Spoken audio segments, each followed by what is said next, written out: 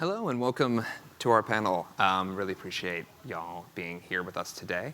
We're pressed for time, so I think we're going to jump right in. To my left here, you'll find Scott Appleby, who is the founding dean and Keough-Hesburgh Professor of Global Affairs at the Keough School of Global Affairs. He's a research fellow at the Ansari Institute for Global Engagement with Religion, all at the University of Notre Dame. Next to him is Mohamed Elsanousi, who is a commissioner with the U.S. Commission on International Religious Freedom. Fabio, Petito, the professor of religion and international relations at the University of Sussex, and hopefully Katherine Marshall will be joining us soon from Georgetown University, where she's the director of the World Faiths Development League. So, first of all, thank you again for being here. One of the things that we're going to want to discuss here is a report that has been authored by some of our panelists. And now I'm actually going to ask some unfairly broad questions of our panelists to kind of kick off the conversation here. Mohamed, first of all, you're a USERF commissioner. So I have a two-part question. First, what is USERF? And secondly, I was wondering, given your expertise in that area, if you could offer a bit of context for the current landscape of religious freedom work, grounding our discussion in some real-world examples that you have encountered, if that's possible. Yeah, thank you. Thank you so much. I really appreciate it. And I just wanted to begin by thanking the Atlantic Council for this amazing forum here, and particularly adding religious freedom as one of the, I would call it, cornerstone for prosperity. So thank you so much, and thank you, Joseph, for having us. United States Commission on International Religious Freedom, we call it USERV. It is a bipartisan, agency.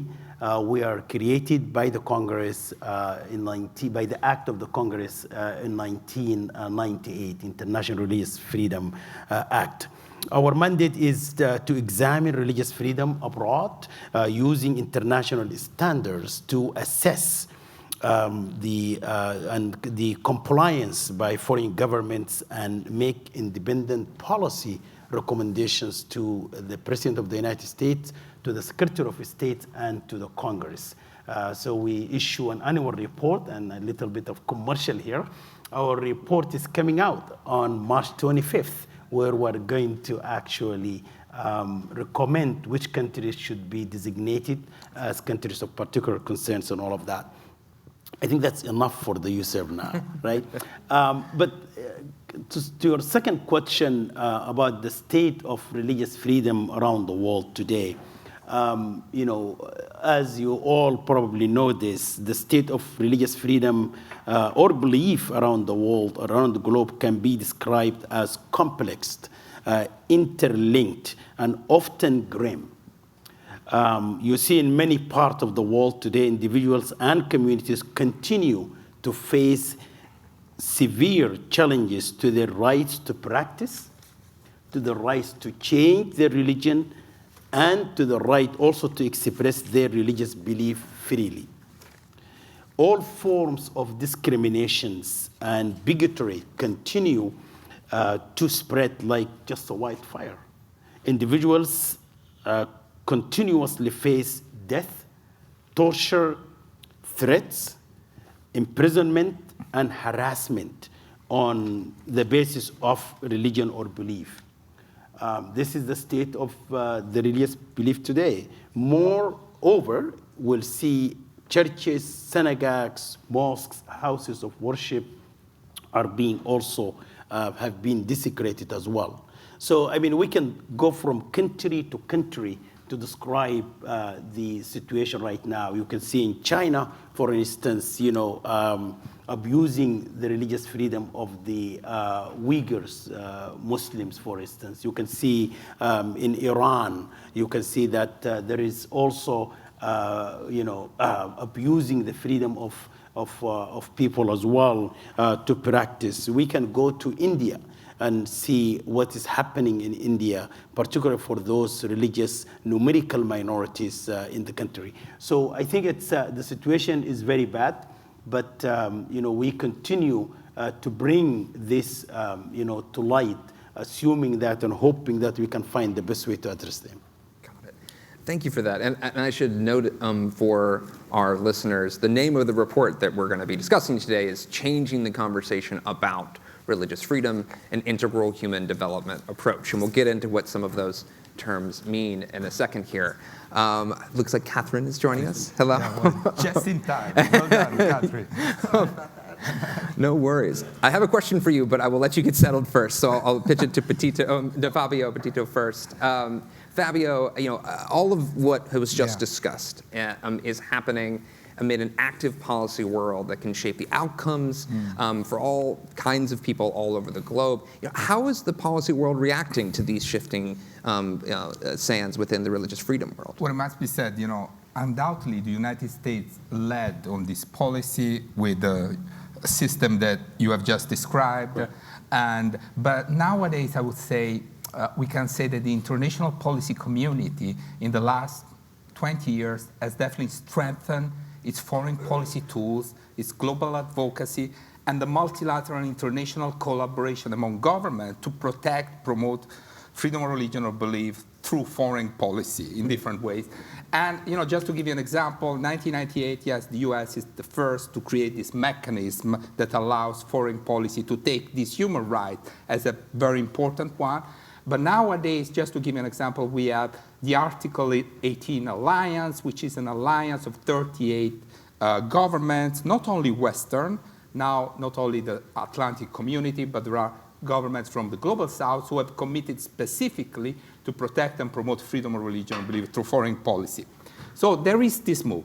However, I think that mostly of these policy governments were doing were a sort of advocacy, a sort of, as it's been called critically, megaphone diplomacy to naming and shaming governments which were violating this religious freedom on the hope that this sort of negative kind of naming and shaming will produce some positive effect. The truth is that on the grounds there have been this approach was mostly failing. I mean, the situation has been going worse in the last 10 years. And so the international policy community has acknowledged that there was a problem. And in the last 10 years in particular, there has been a shift that in saying, well, maybe we need to find other ways. And there has been this idea that perhaps the best way to improve the situation on the ground is through development intervention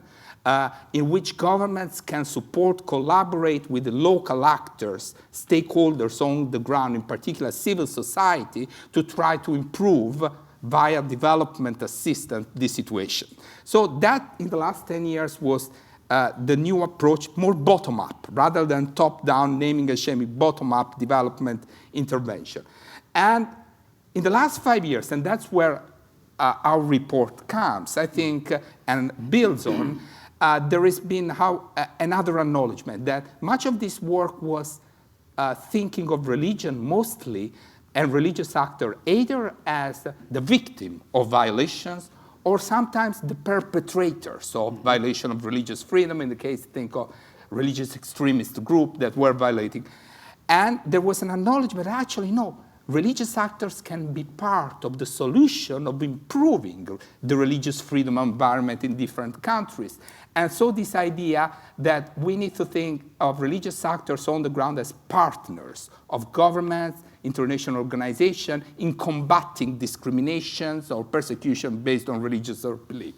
And that was, for example, last year, 1 year and a half, USAID came up with this report and a new line of strategic religious engagement document, which was exactly about thinking how, in this case, the American government could engage strategically religious actors on the ground, including for promoting religious freedom. So this was, and I think our report builds on that, but in particular emphasized the needs of doing this in an interreligious framework. So we call it interreligious engagement. So we need to find ways of collaborating with interreligious coalitions and groups to bring, because this already brings part of a solution to the societal tensions. And then we also added that we thought that actually the issue of interreligious dialogue was also theologically very important to foster within traditional religious on the ground the idea of freedom of religion or belief. So that was the starting point of our report. And then we came with this idea of integral human development, which perhaps I can develop a little bit more in the next round of discussion. Excellent. Thank you for that. Katherine, building off of what Fabio was discussing, and Mohamed earlier was kind of walking us through some of the real-world examples in the religious freedom space, and particularly naming India and the situation facing many religious minorities there. I'm curious how all of this impacts the development world, your area of expertise. Can you talk a little bit about how all of this is impacting that universe as well? Well, we start with the understanding, which I suspect is shared here, that the religious worlds, the religious ecosystems are immensely important. We use the number 84% of the world's population has some religious affiliation. There's some other numbers kicking around, but that it was for a long time very separated, which I think Fabio is also referring to, that there was a real disconnect. That was both ignorance, in other words, religious illiteracy, the fact that a lot of the schools that have fed into the development world have not had anything to do with religion, and also a set of preconceptions you might call prejudice. But there has been, I think, something of a sea change. I was associated with it starting in about 1999 at the World Bank. But what we discovered was that what seemed obvious, the role of religion in health, for example, is the most obvious no-brainer, but also education, but I assure you, water, energy, any topic, mining, you're going to find the religious links. But it's proved a much harder road than anyone expected. And it's partly, I think this is one of the topics here today, is trying to deal with the evidence, some of the data, the statistics, because the statistics are hard. I mean, you ask on Senegal, for example, what is religiosity on a scale of 1 to 10? How important? Okay, it's 9.5. What do you do with that? How do you respond to that? So I think that there is, as Fabio was suggesting, a growing awareness that the religious dimensions, the ecosystem, is immensely important. But there are several caveats. One of them is that context matters immensely, that each situation is different. I mean, we're working in the World Faiths Development Dialogue in Georgetown University in a strategic religious engagement project where we're really looking at 4 countries and asking, if you had a more strategic engagement, what would it actually look like? In other words, how would it change your approaches to education? How would it change your approaches? And maybe I'll finish with one example on this round that I think is something that has caught me by surprise after working on this topic for really 25 years now, is the COVID pandemic highlighted that of great importance is social protection. In other words, how do you deal with the most vulnerable communities? What are the best policies and approaches? And there are tens of thousands, if not hundreds of thousands, of documents now and analyses. But if you go through them and do a word search for religion, Christianity, Islam, Buddhism, I find virtually zero. Even though, clearly, when you look at food security, feeding the hungry, when you look at, obviously, the most vulnerable in education, but also if you look at some of the links to social cohesion that are part of the social protection, if you look at dealing with specific groups, whether it is people accused of witchcraft or handicapped children, disabled children. If you look at widows and orphans are the most classic examples. There's very little effort to engage the ongoing as well as the potential knowledge that religious communities hold. So I think that that's a vivid example of what is missing still in what is, I think, clearly a growing awareness that you simply have to engage these religious communities in whatever form they take in a given country if you're going to be successful with your development strategy. Jack, can I just, because of following up, and about 5 years ago, I think, what Katherine is saying, the international policy community realized something. There was no mention at all of religious freedom within the Sustainable Development Goal agenda.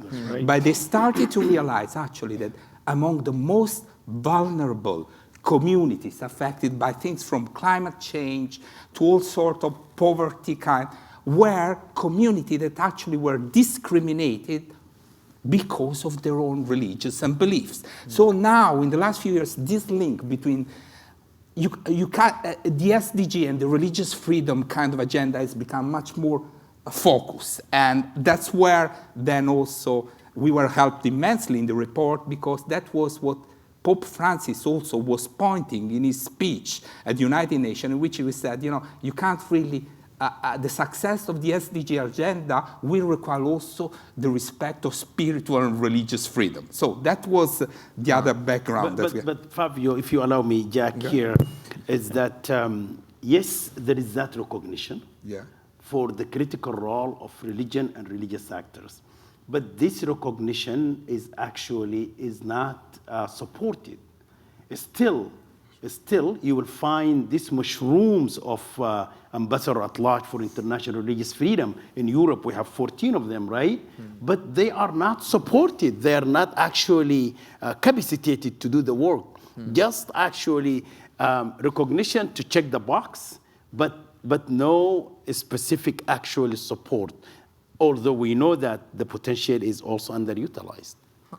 Well, I mean, all of this context helps illuminate the report itself. So to bring things back to the report, Scott, in addition to being one of the authors of the report, one of the key ideas in the report, Integral Human Development, you are an expert on that. So I was wondering if you could both illuminate for us what are some of the key findings and ideas in the report, and also just define integral human development for our audience. Right.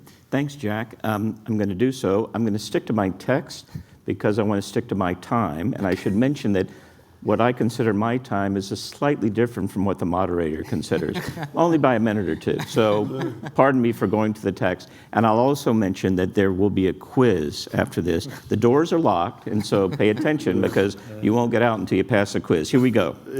So this report, what do we mean by a central term in this report? Integral human development, or as I'll call it, IHD.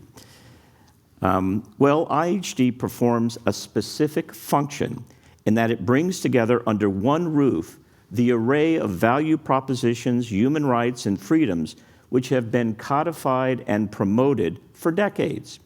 Basic rights to food, shelter, clean drinking water, adequate health care, education, the right to work and earn a living wage, freedoms of speech and assembly, freedom from identity-based persecution, the right to worship, and to believe what one's conscience dictates without coercion. So IHD incorporates all of these rights.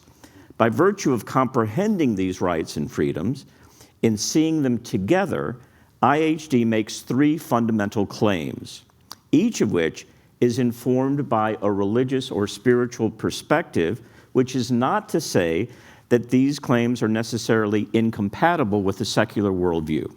The first claim is that the foundation of human rights and freedoms is the dignity of the human person. Here, dignity is understood as the defining quality of humanity, a quality that transcends contingencies such as gender, race, religion, and ethnicity. Dignity is inherent in simply being human. we don't achieve our dignity, and no state or government, church or sect, bank or health club can grant anyone dignity or take it away. Rather, dignity is bestowed freely as a gift by the Creator, or to use a more inclusive phrase, by the ultimate reality of the universe. You are dignified from birth, full stop. The second IHD claim is that the various rights, freedoms, and values deriving from human dignity are to be understood as organically connected, as part of an integrated whole. The defining dimension of the human person, the defining dimensions of the human person cannot be ranked or separated one from another. No aspect of human flourishing can be sequestered or ignored, not least the animating spirit, the soul. Radical stuff, n'est-ce pas?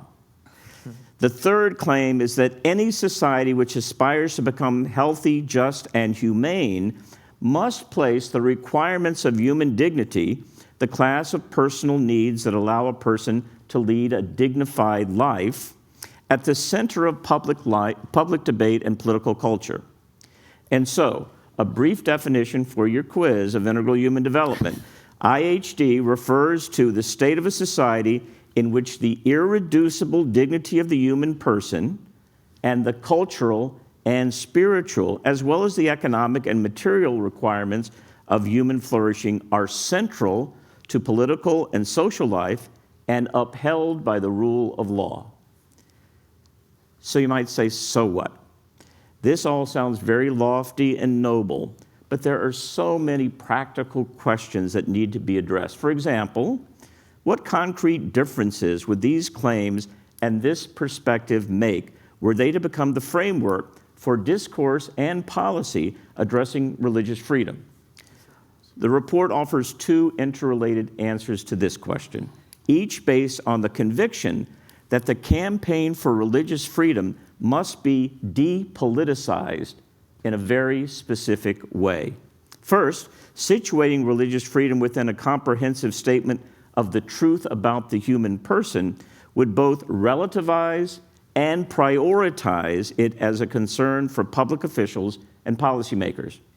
So on the one hand, an IHD approach would relativize religious freedom by seeing it as one of several interwoven and interdependent rights accruing from human dignity, a right that cannot be left behind, cannot be separated or disconnected from other rights.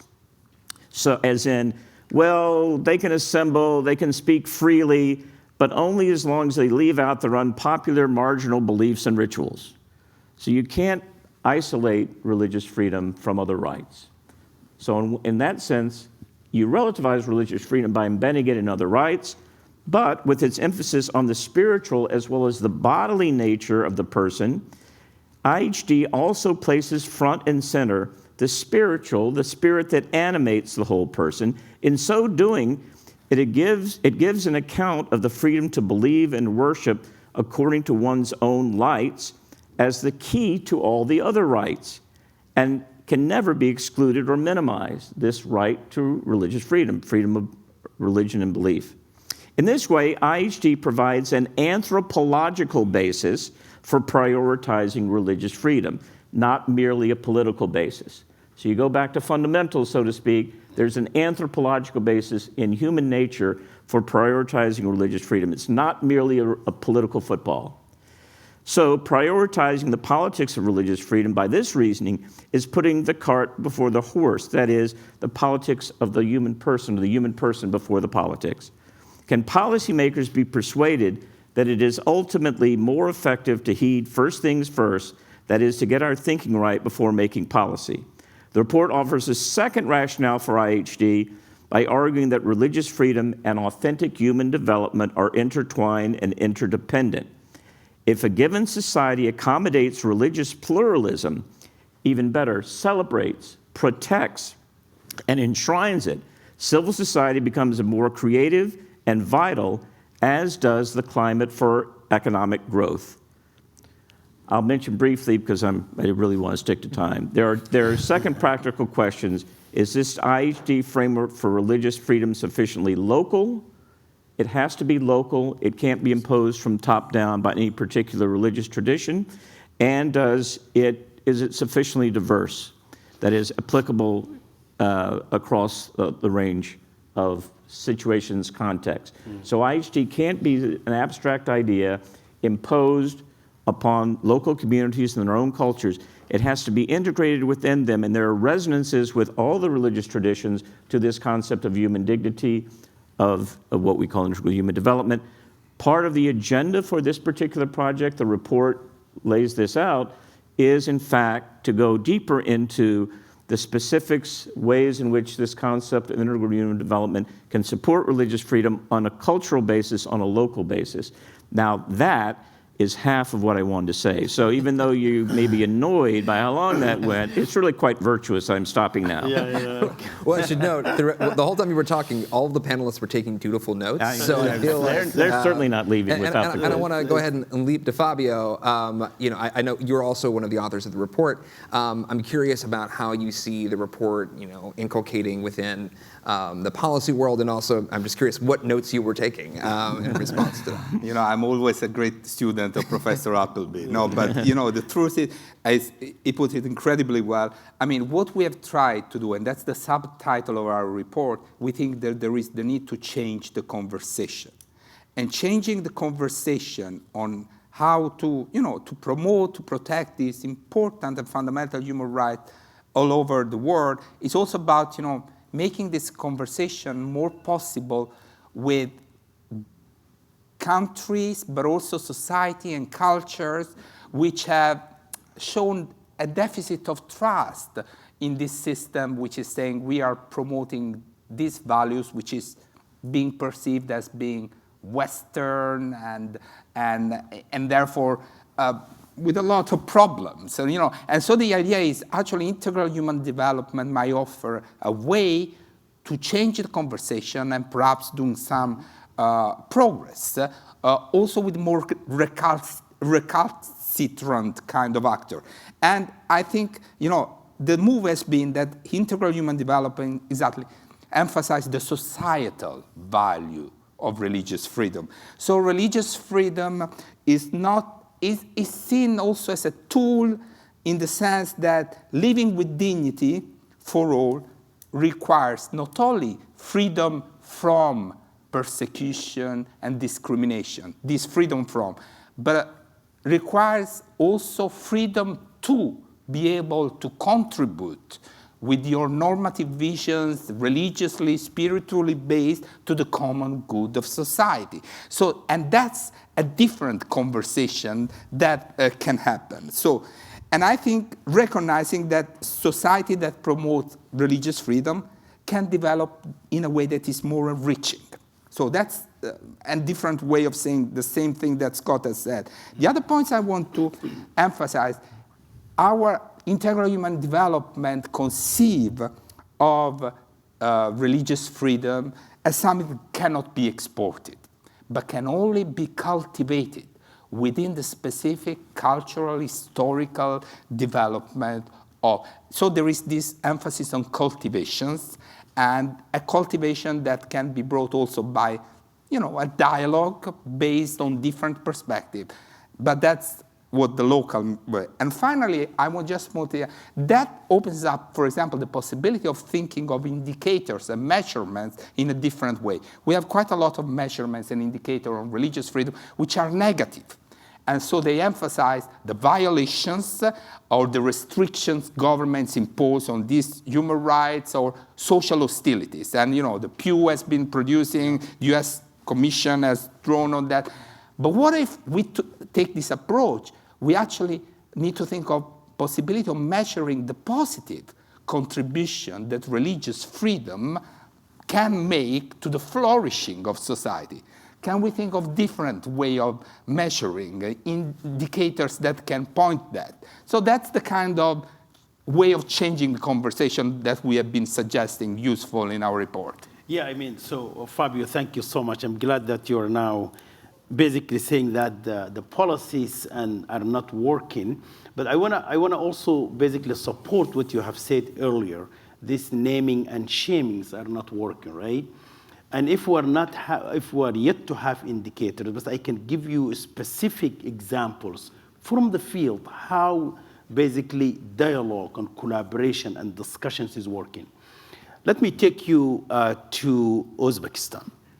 In January of last year, we were visiting Uzbekistan to examine the state of religious freedom in the country. We met with religious communities, Muslim communities, majority communities, Christians and Jews and others.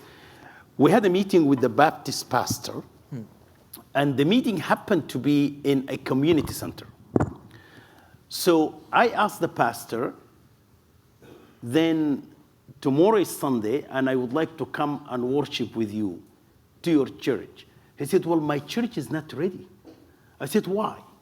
He said, because there is some water damages and all of that, and we have some challenges with the local authorities here and all of that.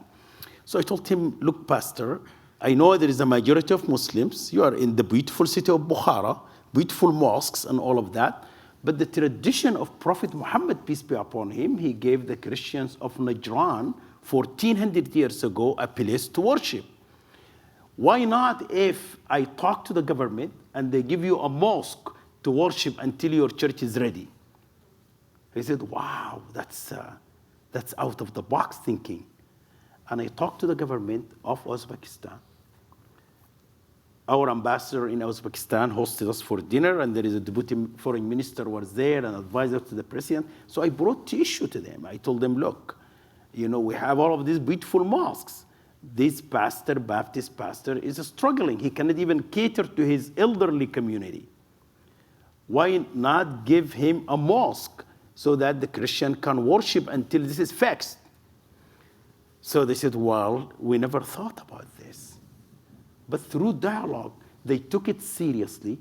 A few months ago, the government came here to Washington, met with us, and they brought us a picture of the church when it was damaged and the construction of a new church going on. So this is all to say, Fabio, is that we need to change our policy, engaging in dialogue, because naming and shaming is not going to support those who are numerical minorities in the majority communities. Katherine, I saw you nodding a few times during both of their talks. Did you have anything to add from the development world in terms of, for instance, the naming and shaming dynamic and how that's impacted that world as well? Well, I think it's very clear that the negative rankings and so forth have a mixed impact. Whether they have, and you have them now obviously on governance, you have them on corruption, et cetera. They're business practices, et cetera, and clearly looking at the religious freedom sort of fits in that category. And I don't think we can say that it doesn't have an effect, that clearly countries have tendencies towards competition in the same way as the sort of human nature. But I think it is only a very partial way to address an issue. I mean, we are struggling, and I'm sorry I came in late. I was stuck, shall we say. But the fact that the indicators that we have, imperfect as they are, of what's happening with religious persecution are basically getting worse. And they're getting worse globally in very different regions for reasons I don't think we fully understand. And I think what that points to is the need to understand much better what's happening. And it does come to this basic, and Scott was referring, I took notes on it, of course, to understanding pluralism. And one thing we know about pluralism, I mean, whether we're talking about diversity in nature or in human nature or in cuisine or whatever you want to look at, diversity is clearly a good thing in the long run. Innovation, creativity, prosperity, et cetera, but it's very hard to manage in the short term. And we're certainly seeing that in spades when some of the religious tensions, some of the discrimination, et cetera, is linked to migration patterns, for example. So I think that it points to the need for a very thoughtful, sophisticated, evidence-based look at context.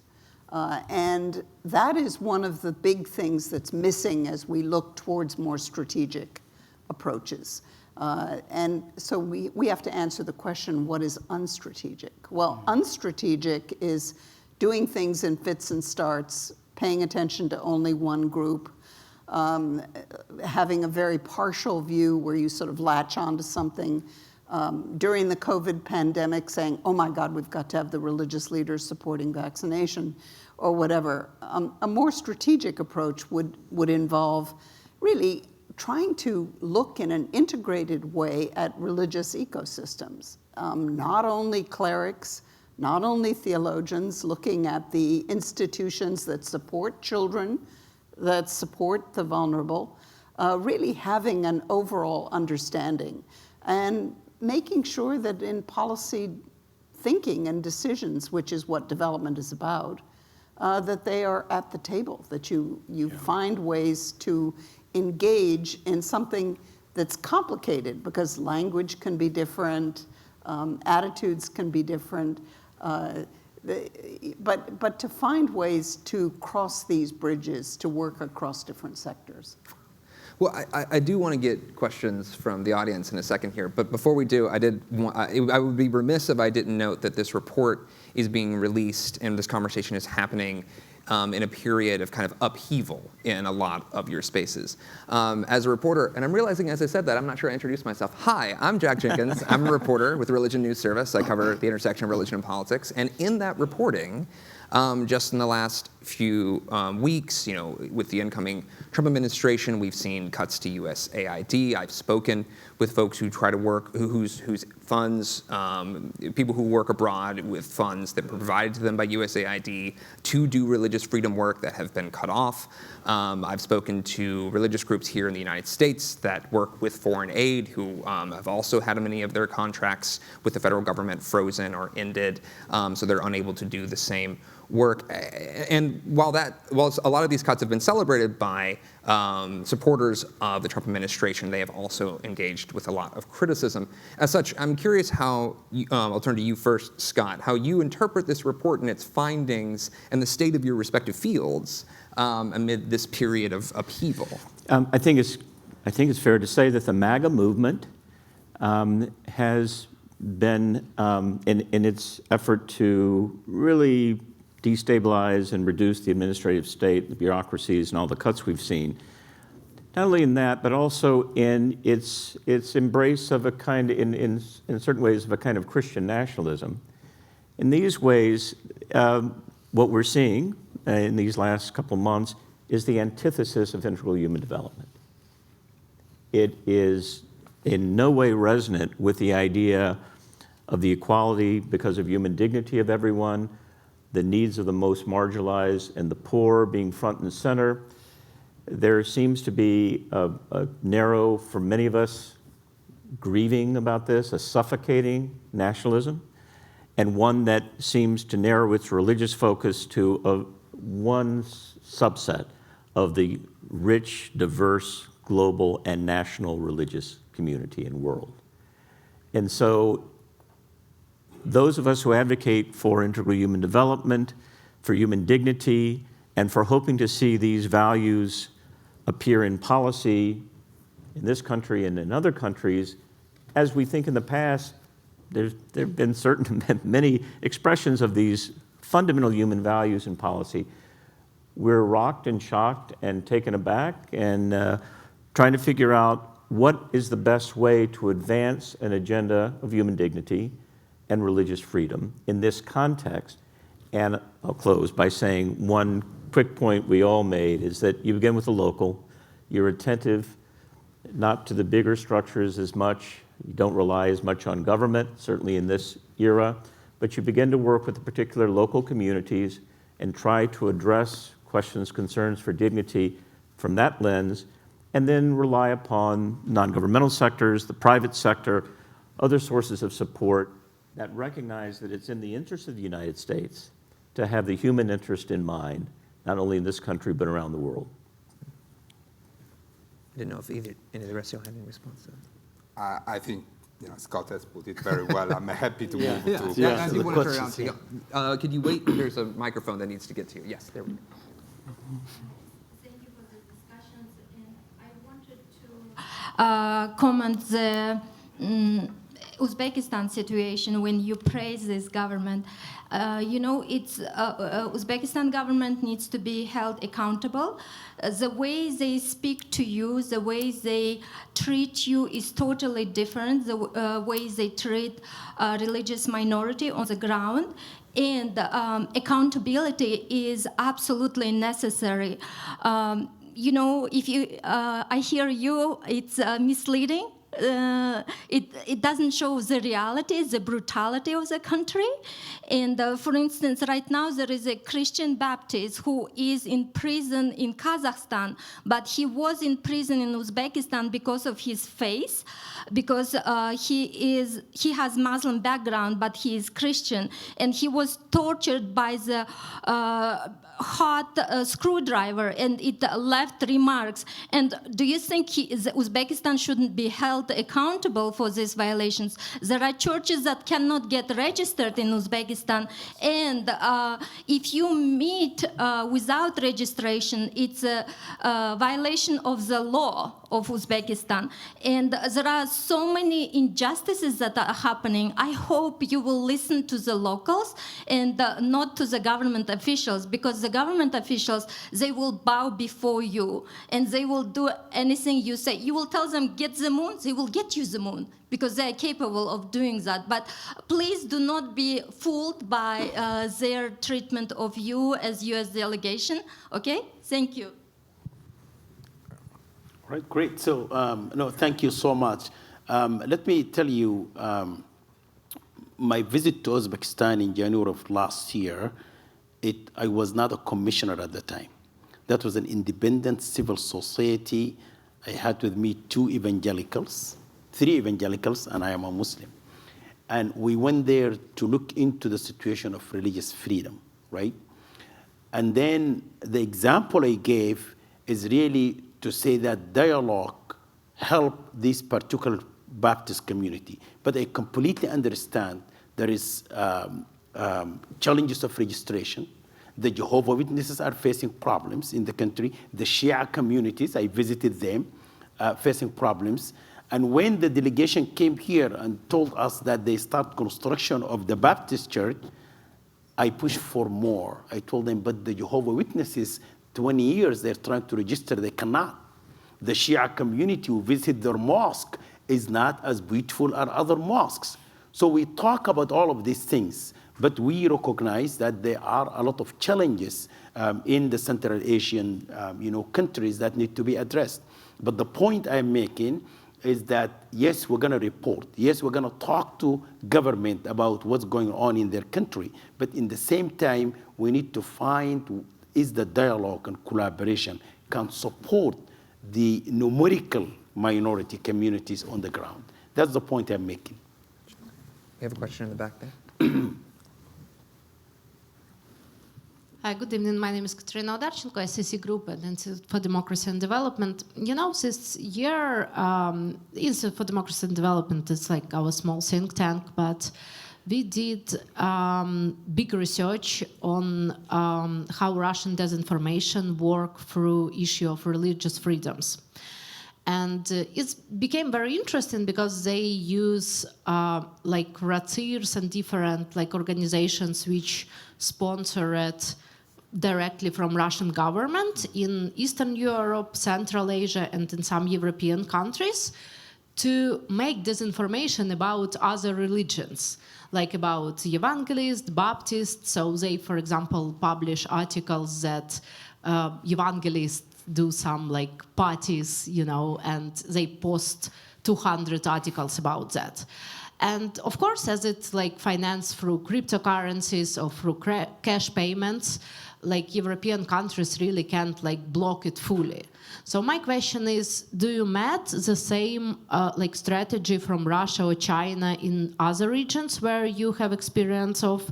And second, my question, how practically like fight with that? Because technically on these people also must be sanctions because they directly take money for this disinformation and to oppress religious freedoms in other countries, but in fact, they not under sanctions. So how in practical we can fight with that, you know? Thank you. Maybe I can say something about that. You know, I mean, I think the Russian case, you know, is an exemplification of a trend that we are seeing in many other regions, because where religious nationalism, so this combination between, you know, the majority religions and the political apparatus becomes very strong. I mean, I'm thinking here of Russia, you know, it's clear, but India is another case.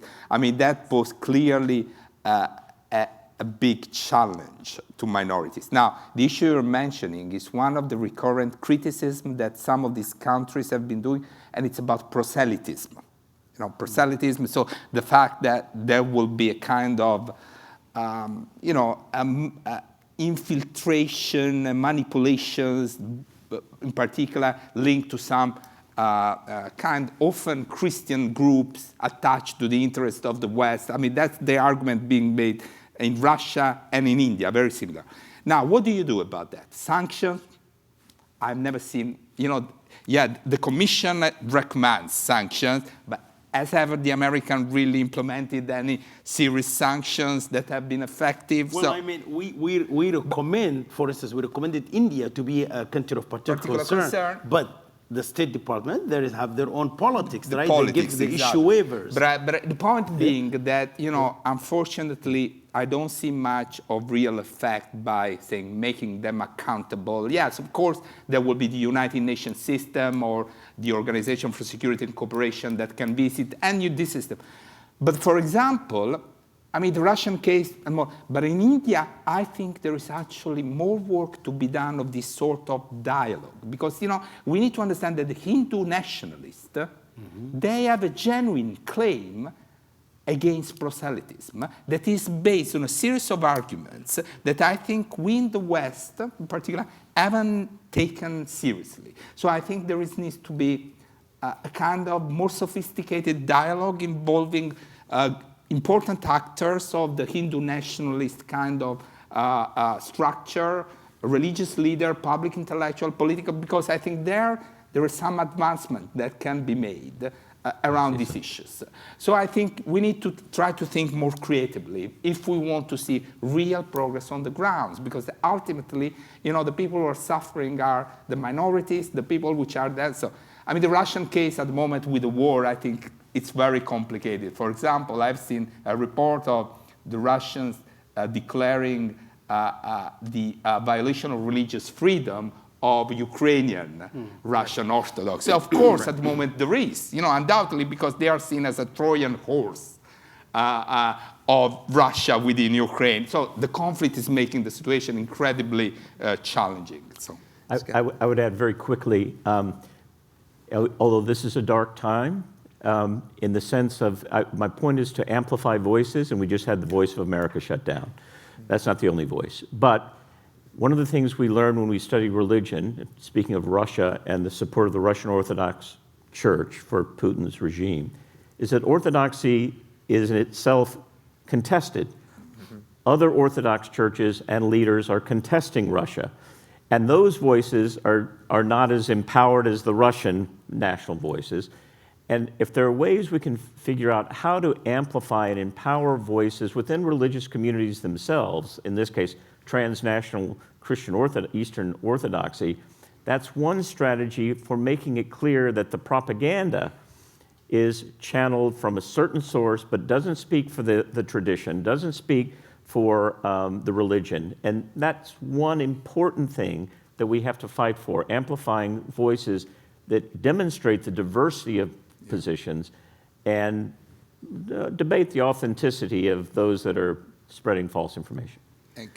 Can I just only, and some of these voices, which I think are incredibly powerful are interreligious voices, and there are many, and they are growing. And the fact that some community, Muslim community, are advocating in favor of religious freedom of the pastors, this is an incredible new revolution. And we need to find ways, also through new partnership, to support and amplify these incredibly important seeds of hope that we see. It's new, unprecedented, and we need to find ways of doing it. Thank you, Fabio, for giving me an fantastic opportunity to close with a positive note. Pope Francis, we pray for his health, visited Central African Republic. This is my classic example where Katherine and Fabio, they heard about this before. Because as you know, in 2013 and 14, there was a civil war in Central African Republic. And the conflict was not religious, but religious was exploited. Pope Francis decided to visit. The international community and the United Nations and the big power told him, don't go, it is dangerous, you'll be killed. He said, no, I want to go and visit. He decided to go and visit.